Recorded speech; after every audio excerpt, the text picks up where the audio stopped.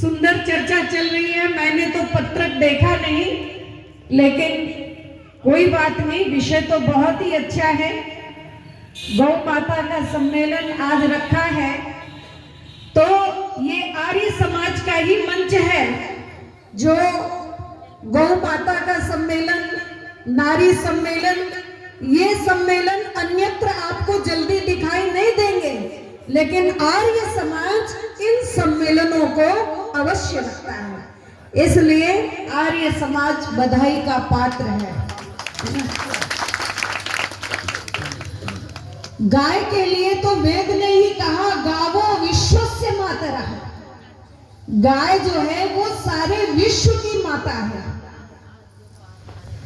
और 4 माताएं आपको मिलेंगी हर फील्ड में, उनको ही माता कहा गया है और उससे इतर किसी को माता नहीं कहा गया। पहले नंबर पर आप भारत देश को ले लीजिए, तो भारत को क्या कहा गया है? बोलिए, माता।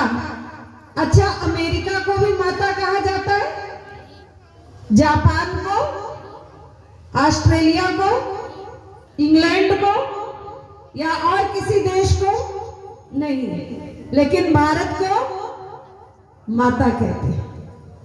क्यों कहते हैं? कि भारत में बहुत सारे लोगों का निर्माण हुआ। आज जो शहीदी दिवस की बात कर रहे थे भाई राम मगन जी, तो वो भारत माता के ही सब दीवाने थे।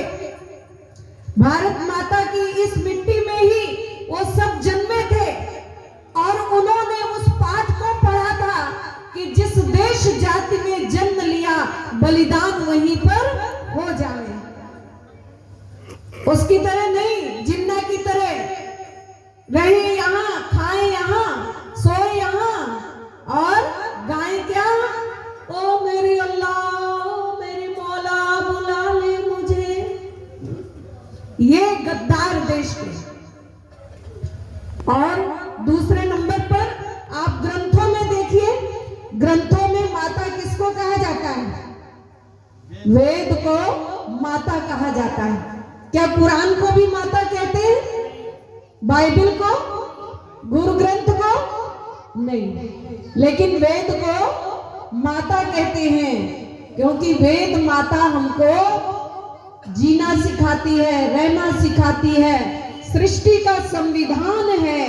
स्तुता मया वरदा वेद माता प्रचोदयन्ता।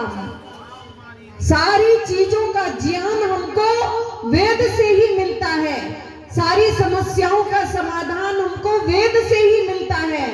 और ये ज्ञान एक वर्ग विशेष तक सीमित नहीं है, इसको सारे प्राणी मात्र के उपकार के लिए परमपिता परमात्मा ने दिया, इसलिए वेद को भी माता कहा गया है। और भाषाओं में भी माता है।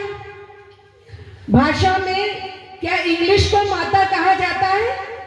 अरबी को, उर्दू को, फारसी को, किसी को नहीं, लेकिन संस्कृतम तु सर्वासाम भाषाणाम जननी अस्ति। सारी भाषाओं की मां क्या है?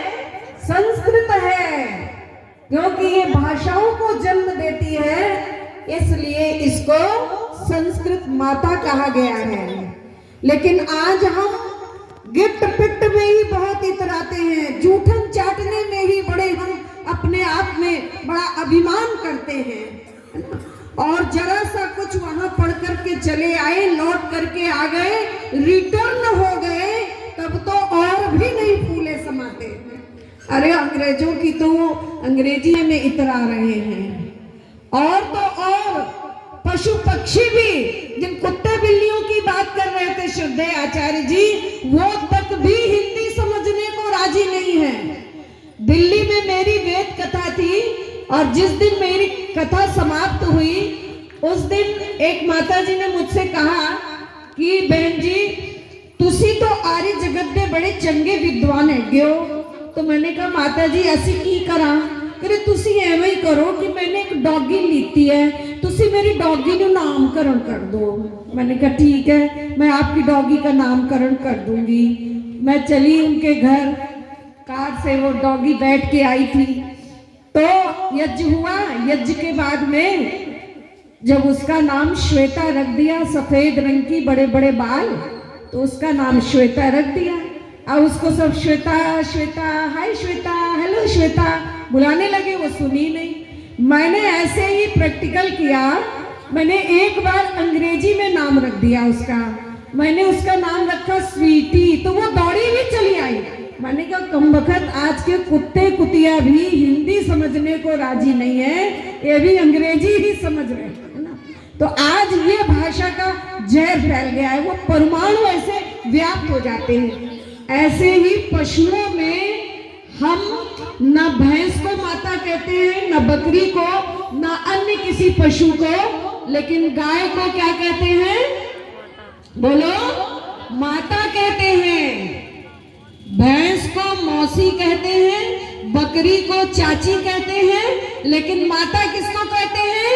जोर से बोलो, गाय को माता कहते हैं। इसलिए वेद ने कहा गावो विश्वस्य मातरः, गाय क्या है? विश्व की माता है। और इस माता से ही हमारा निर्माण होता है। जब हमारी जन्मदात्री माँ दूध पिलाना बंद कर देती है, तब गाय के दूध से ही हमारा पालन होता है। गाय का दूध जो है वो हल्का होता है, पौष्टिक होता है, सुपाच्य होता है, बलवर्धक होता है, बुद्धिवर्धक होता है। इसीलिए तो जब विवाह संस्कार होता था तो गौदान की प्रक्रिया में प्रत्येक माता पिता अपनी कन्या को गौ का दान करते थे। गौर गौर गौ प्रतिगृहताम करके, और वर कहता था प्रतिगृहणामी, कि हमारी जो कन्या है वो गाय का दुग्ध खा करके, पी करके, उससे बनाए हुए पदार्थों का भक्षण करके पुष्ट होगा, उसका परिवार बलिष्ठ होगा, निरोगी होगा। इसलिए ये गौदान की प्रक्रिया की जाती थी। और ये जो महाराज कृष्ण की बात चल रही थी, इनके पास तो 9-9 लाख गायें होती थी। गोवर्धन पर्वत उठाना ये एक मुहावरा है। उन्होंने गौओं का वर्धन किया, इसलिए वो मुहावरा बन गया गोवर्धन पर्वत उठाना। तो गौओं का, क्योंकि उनके जीवन का ध्येय था गावों में अग्रता संतु, गावों में पृष्ठता संतु, गावों में सर्वता संतु, गवाम मध्य वसाम्यहम्। गाय मेरे आगे हो, गाय मेरे पीछे हो, गाय मेरे सब और हो, और मैं गायों के बीच में बसता रहूं। ये योगी राज भगवान कृष्ण का सूत्र वाक्य था। और पहले तो लोग, राजा दिलीप जो गाय पालते थे उसका नाम क्या था?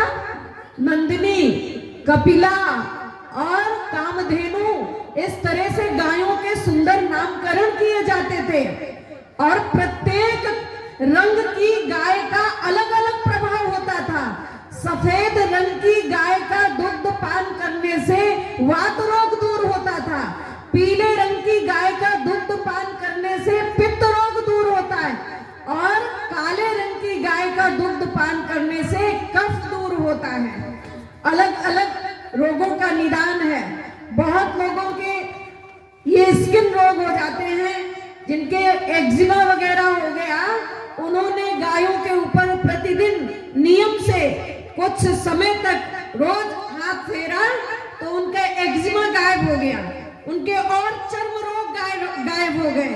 तो इतनी ये उपयोगी पशु है ये गाय, जिसको आज हम कटारी चला रहे हैं, जो बेचारी मारी मारी घूम रही है, पॉलीथिन खा रही है।